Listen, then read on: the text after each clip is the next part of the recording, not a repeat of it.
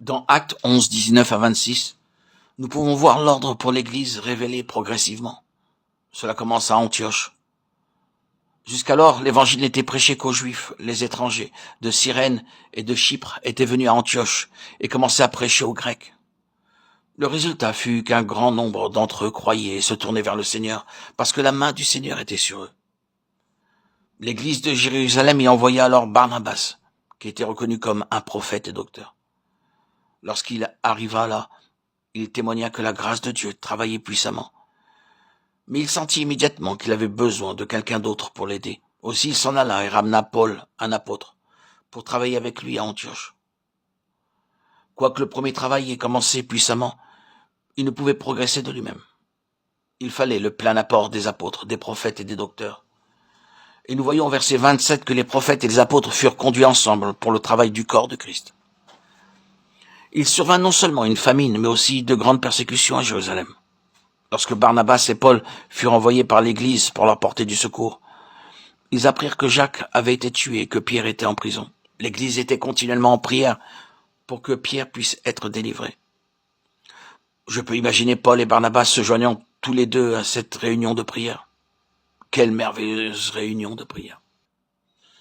Une nouvelle révélation de la prière de l'Église a dû leur être donnée. De retour à Antioche, ils ont pu faire partager aux croyants de cet endroit le même fardeau de prière. À partir de là, un changement survint, comme nous le voyons dans Actes 13, 2, 3. C'est-à-dire que si la responsabilité de les conduire n'appartenait pas pour longtemps à Paul et à Barnabas, ils ne pouvaient pas non plus les laisser se gouverner eux-mêmes. Maintenant, la pensée de Dieu pour Paul et Barnabas devenait le fardeau de l'Église et était révélée à l'Église par le Saint-Esprit. Ce fut le devoir de l'Église de prier, de leur imposer les mains et de les envoyer ailleurs pour un ministère. Alors que nous avançons dans la lecture pour savoir ce qui est arrivé dans Actes 14, 21, 28, nous voyons l'ordre de Dieu s'accomplir admirablement. Les apôtres vont de lieu en lieu et des hommes de toute classe sont levés et ils nomment des anciens dans chaque église. Ils ne retournèrent pas à Jérusalem mais à Antioche parce que c'était là que l'ordre de Dieu leur avait été d'abord révélé et qu'ils furent recommandés à la grâce de Dieu pour le travail qu'ils avaient à accomplir.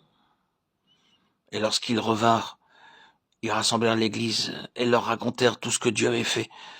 Ainsi, les églises furent fondées en dépit des persécutions, des épreuves et des peines. Ils ne comptèrent pas sur les qualifications ou les conseils humains, mais sur le Saint-Esprit. Chaque fois que nous voudrons marcher dans le plan de Dieu, le diable combattra furieusement. Nous en trouvons l'évidence dans Exode 3, 32, 1 à 8. Lorsque Dieu sur la montagne a donné à Moïse le modèle du tabernacle, le peuple tomba dans le péché et se rebella en faisant lui-même d'autres dieux. Quand Dieu accomplissait des miracles, le diable était tranquille. Mais lorsque Dieu montrait son plan céleste, le diable était furieux. Maintenant, le diable cherche à nous entraver et nous attaque lorsque nous entrons dans le plan céleste. Il ne s'inquiétera pas si nous faisons ce que nous pensons être le mieux. Ce n'est que lorsque nous voulons faire le travail de Dieu dans l'ordre pas fait que le diable crée des difficultés qui sont dures à surmonter.